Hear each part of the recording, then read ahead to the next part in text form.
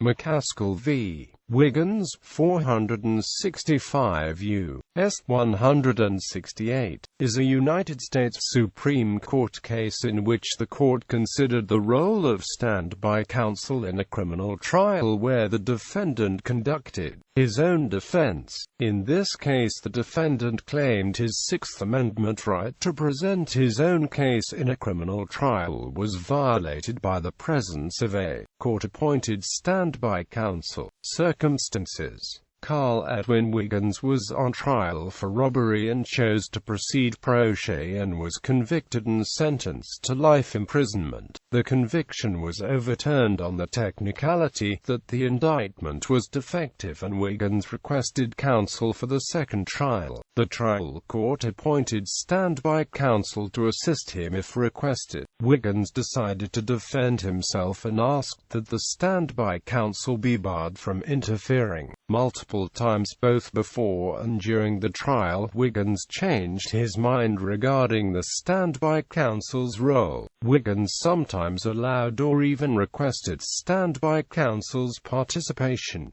He was once again convicted. After his conviction, Wiggins moved for a new trial on the grounds that his standby counsel had interfered with his presentation of his own defense. This motion was denied by the trial court. Appeals: when Wiggins had exhausted both direct appellate and state habeas corpus, he filed a habeas petition in federal district court, claiming that standby counsel's conduct deprived him of his constitutional right to conduct his own defense as guaranteed in Ferretta v.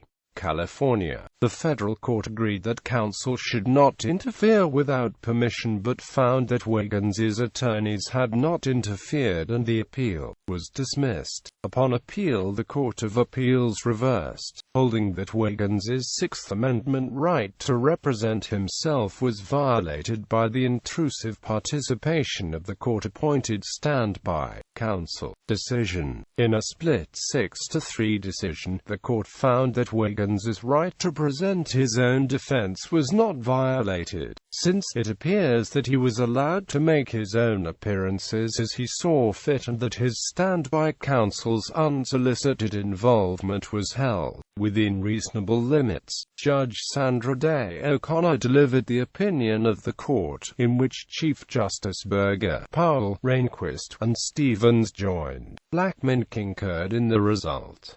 White filed a dissenting opinion, in which Brennan and Marshall joined. The decision was based on federal and state laws preserving a defendant's right to self-representation as guaranteed in Ferretta. Self-representation includes certain specific rights for a defendant to have his opinion heard. The pro se defendant must be allowed to control the organization and content of his own defense, to make motions, to argue points of law, to participate in voir dire, to question witnesses, and to address the court and the jury at appropriate points in the trial. The record reveals that Wiggins was in fact accorded all of these rights. Significance: this case set a precedent for the boundaries on the behavior of standby counsel by refining the position taken in Ferretta v. California regarding standby counsel's role.